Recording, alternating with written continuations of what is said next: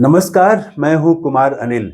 महात्मा गांधी की आत्मकथा सत्य के साथ मेरे प्रयोग, इसकी 87वीं कड़ी लेके मैं उपस्थित हूं। पिछली कड़ी में हम लोगों ने देखा कि किस प्रकार गांधी जी ने अंग्रेज मित्रों की शादी कराई और फिर शादी कराने में किस प्रकार से परेशानी हुई।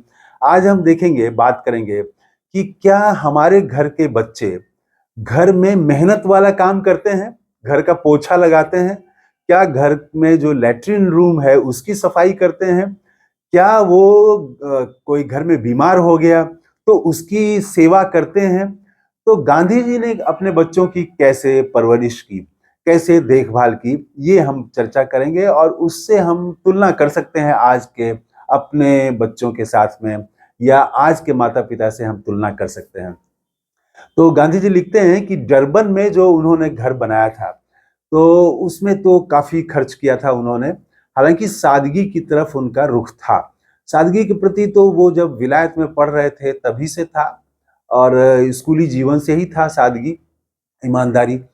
और डरबन में भी था ही, लेकिन काफी खर्चा उन्होंने किया था। एक बैरिस्टर का घर, वो लगता था कि बैरिस्टर का घर है। लेकिन असली परिवर्तन जो आया वो सर्वोदय के विचार आने के बाद हुआ। अब उनके मन में, अब उन्होंने जो विचार बनाया और जो उनके व्यवहार में उनमें जो बदलाव आया वो ये था कि सादगी के साथ साथ अब वो अधिक से अधिक काम खुद अपने हाथ से करने पर जोर देने लगे। तो घर की रोटी तो पहले बाजार से खरीद के आती थी। पूरे यूरोप में ही आमतौर से लोग रोटी तो बाहर से खरीद के बाजार से लाते हैं लोग, बाकी चीजें कुछ घर में पकाते हैं। वैसा ही था गांधी का परिवार भी। तो गांधी जी ने सोचा कि ये बाजार से रोटी खरीद के अब नहीं लानी है, और कूने की बिना खमीर वाली रोटी अब घर में खुद बनाई जाएगी। और इसके लिए आटा जो है वो तैयार किया जाएगा घर में खुद।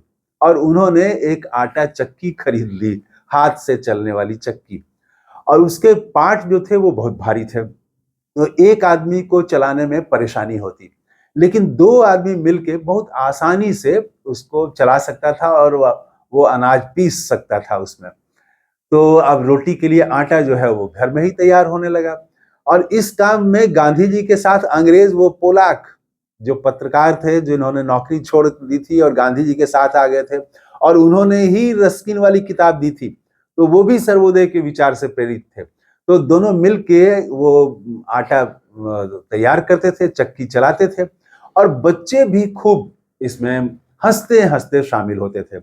बच्चों के लिए ये नियम था कि बच्चे जब कह दें कि वो थक गए हैं तो वो चक्की चलाना छोड़ के जा सकते हैं। लेकिन कभी किसी बच्चे ने नहीं कहा कि वो थक गए हैं। और गांधी जी अगर किसी से बात कर रहे हैं, कोई आ गया, तो बच्चे अपना चलाते रहते थे चक्की, हंसते हुए खेलते हुए। तो गांधी जी, ये इस तरह से वो चक्की वाली बात। घर की सफाई के मामले में भी यही था गांधी जी का, कि घर की सफाई भी बच्चे हंसते हुए करें, उसको बोझ के रूप में ना करें। और लैट्रिन रूम की सफाई जो है वो गांधी करते थे खुद, और उनके बच्चे करते थे। जो लैट्रिन है उसकी सफाई के लिए तो म्यूनिसिपैलिटी का कर्मचारी आता था, लेकिन लैट्रिन रूम की सफाई गांधी जी खुद करते थे और बच्चे भी करते थे, हंसते हंसते करते थे। तो ये बच्चे हंसते हंसते घर का काम कैसे कर सकते हैं? वो ये करेंगे तभी जबकि वो माता पिता को ऐसा करते हुए देखेंगे। अगर माता पिता हाथ से मेहनत वाला काम नहीं करेंगे तो फिर बच्चे भी नहीं करेंगे। अगर वो माता पिता को देखेंगे कि वो छोटा मोटा काम के लिए भी घर से कार निकाल के जाते हैं, आधा किलोमीटर भी जाना है तो बाइक से जाएंगे, तो बच्चे भी तब वही करेंगे। तब बच्चे को भी जाना होगा तो आधा किलोमीटर भी बाजार से सामान लाओ, तो वो बाइक निकाल के जाएगा, वो पैदल नहीं जाएगा। तो ये माता पिता का ही असर होता है। गांधी जी लिखते हैं कि वो रोज दफ्तर जाते थे, तो 2.5 मील दूर था उनका दफ्तर, और वो पैदल जाते थे, पैदल आना। और बच्चों को वो ले जाते थे दफ्तर, तो बच्चों का भी ये 2.5 मील जाना और 2.5 मील आना, 5 मील का कसरत तो वो करा देते थे। लेकिन बच्चे हंसते हंसते ये करते थे। रास्ते भर वो बच्चों से बात करते हुए जाते थे, उन्हें कुछ समझाते बताते हुए जाते थे। अगर कोई साथ में अन्य मुवक्किल दूसरे रहे तब तो नहीं बात कर पाते थे, लेकिन बच्चों को वो समझाते बुझाते ले जाते थे। और दफ्तर में बच्चे जो है वो दिन भर मुवक्किलों के साथ, मुहर्रिर के साथ जो लिखने पढ़ने का वहाँ काम करते हैं, उनके साथ उनके काम में हाथ बटाते थे। कुछ लिखना हो, कुछ पढ़ना हो, ये सब वो काम करते थे। और कुछ बाजार से सामान खरीद के लाना हो तो ये भी करते थे। घर में कोई बीमार हो या कोई बीमार को घर में ले आए गांधी जी, उसकी सेवा में भी बच्चे जो है खुशी-खुशी और ज़्यादा बल्कि प्रॉम्प्ट रहते थे कि वो बच्चों को दवा का समय याद रहता था कि भई अब उनकी सेवा का समय आ गया है। तो वो बच्चे ज़्यादा खुशी-खुशी करते थे। पढ़ाई-लिखाई के मामले में, इस मामले में ही गांधी जी अपने को पूर्ण नहीं मानते हैं, आदर्श नहीं मानते हैं। वो कहते हैं कि 1 घंटा मैंने सोचा था कि कम से कम 1 घंटा नियमित बच्चों को अक्षर ज्ञान के लिए समय दूं, लेकिन ये 1 घंटा मैं नहीं दे पाया क्योंकि कोई ना कोई उस समय सामाजिक काम में, सार्वजनिक काम में तो वो व्यस्त रहते थे। तो कोई ऐसा काम आ गया, तो उस काम के कारण वो बच्चों को वो पढ़ाई वाला वो 1 घंटा समय दे नहीं पाते थे। तो ये विघ्न हमेशा ही उनके सामने पड़ता रहा। और बच्चों की भी शिकायत रही कि हमें आपने ठीक से अक्षर ज्ञान नहीं दिया। पोलाक से एक बात पर बहुत बहस होती थी। गांधी जी घर में गुजराती में बात करते थे और बच्चों से भी गुजराती में ही बात करते थे। हम देखते हैं बहुत सारे माता-पिता को कि वो अपने माता-पिता से, बूढ़े माता-पिता से तो जिस प्रांत के हैं तो उस प्रांत की भाषा में बात करेंगे। भोजपुरी हैं तो भोजपुरी में, बंगाल के हैं तो बांग्ला में, उड़ीसा के हैं तो उड़िया में।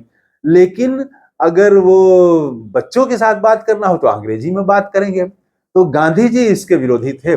गांधी जी बच्चों से भी गुजराती में ही बात करते थे। पोलाक से इस सवाल पर बहुत बहस होती थी उनकी। पोलाक चूंकि पत्रकार थे और वो पत्रकारिता छोड़ के, नौकरी छोड़ के वो गांधी जी के साथ आ गए थे। तो वो कहते ये थे, पत्रकार को भाषा का महत्व मालूम होता है। वो जानता है कि अगर भाषा पर पकड़ अच्छी है तो दुनिया के किसी भी कोने में वो भूखा नहीं मरेगा, कम से कम अपनी रोटी का जुगाड़ कर लेगा वो। तो पोलाक कहते थे कि कम से कम अंग्रेजी में आप बात करिए, अंग्रेजी अगर इनकी ठीक हो गई बच्चों की, तो ये दुनिया में कहीं भी अपने पैर पर खड़े हो सकते हैं। तो आप गुजराती में बात करके बच्चों के साथ अन्याय कर रहे हैं। गांधी जी लिखते हैं कि बच्चों को न सिर्फ माता-पिता की शक्ल सूरत मिलती है, बल्कि माता-पिता के संस्कार, उनके विचार, उनका चरित्र ये भी मिलता है और ये भी देना चाहिए। हालांकि बच्चों का जो व्यक्तित्व बनता है, वो इसके अलावा भी बाहर का वातावरण भी प्रभावित करता है। लेकिन मूल में ये जो माता-पिता का संस्कार है, जो चरित्र है, वो कहीं न कहीं मूल में बना हुआ रहता है। तो इसीलिए माता-पिता की जिम्मेदारी है कि वो बात करें, वो उनकी जो भाषा है, जो मातृभाषा है, उसी में बात करें। भाषा के सवाल पर आजकल बहुत झगड़ा हो रहा है कि सबको हिंदी का विरोध हो रहा है कई प्रांतों में। तो कोई भी हिंदी को ही अगर आप जबरदस्ती किसी को कहिएगा कि आपको पढ़ना ही पड़ेगा, तो ये ठीक नहीं है। वो उनकी स्वेच्छा से है। तो खैर, तो गांधी जी बच्चों को अंग्रेजी में तो नहीं पढ़ाए, पोलाक से बहस होती रही और बाद में पोलाक ने बहस करना छोड़ दिया। तो गांधी जी लिखते हैं कि पता नहीं पोलाक हमसे सहमत हुए या कि फिर मुझे बदलता हुआ नहीं देखकर, मुझे दृढ़ देखकर वो चुप हो गए। तो शायद ये दूसरा है वाला ही सही, ज्यादा सही हो कि गांधी बदलने वाले नहीं थे, इसीलिए पोलाक चुप रह गए होंगे। तो इस तरह से बच्चों की पढ़ाई के प्रति बच्चों की शिकायत कुछ रह गई कि आपने मुझे ठीक से अक्षर ज्ञान नहीं दिया। लेकिन गांधी जी लिखते हैं कि यहाँ पर एक कमी वो जरूर महसूस करते हैं, लापरवाह तो नहीं रहे लेकिन कमी रह गई। और जहाँ तक भाषा जानने की बात है तो द्विभाषी मेरे बच्चे तो ऐसे ही हो गए क्योंकि पूरा वातावरण अंग्रेजी का था। कोई भी आएगा, घर तो उनका बहुत तरह के लोग आते रहते थे, घर में रहते भी थे। खुद ही देखिए वो गुजराती थे और उनके यहाँ जो मुवक्किल थे वो अंग्रेज रहते थे, एक तो पोलाक रहते थे। तो काले भी लोग आके, वहाँ के स्थानीय लोग भी वहाँ रहते थे लोग। तो वो बहुत तरह के लोगों का वो घर बन गया था, वो डाइवर्सिटी वाला घर बन गया था। तो बच्चे जो है, अंग्रेजी का वातावरण था तो अंग्रेजी तो ऐसे ही सीख गए। अब पोलाक तो अंग्रेजी में ही बात करेंगे बच्चों से, तो अंग्रेजी बोलना और लिखना समझना तो ऐसे ही सीख गए बच्चे। और गांधी जी चूंकि गुजराती में ही बात करते थे तो गुजराती भी बच्चे सीखे। तो द्विभाषी तो हो गए ऐसे ही बच्चे। तो ये थे गांधी का परवरिश था इस प्रकार बच्चों के साथ, उनका व्यवहार इस प्रकार का था।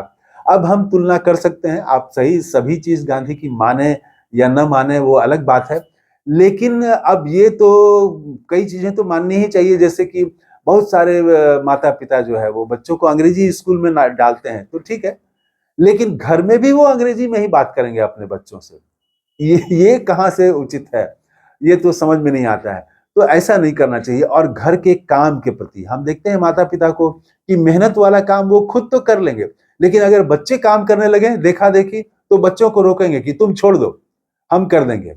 ये नहीं करना चाहिए, बल्कि बच्चों को भी प्रेरित करना चाहिए कि वो हाथ से काम करें, घर आए हुए मेहमान की सेवा करें, देखभाल करें। प्रणाम तो करते हैं बच्चे, अगर आप जाएं किसी के यहाँ, बहुत घर में बच्चे प्रणाम भी नहीं करेंगे, लेकिन अगर अधिकतर बच्चे घर में बच्चे प्रणाम करेंगे, लेकिन प्रणाम करके वो फिर अपने स्टडी रूम में चले जाएंगे, फिर उनका वो, तो ये संस्कार कैसे हम दें बच्चों को, अच्छा संस्कार, उनका चरित्र का निर्माण कैसे हो, अच्छा चरित्र बने, समाज के प्रति सहिष्णु बने, सभी धर्मों के प्रति वो सद्भाव रखें, ये सब जो गुण हैं ये कैसे आए, इस पर विचार करना चाहिए। इस वीडियो में इतना ही। थैंक यू, धन्यवाद, जय हिंद।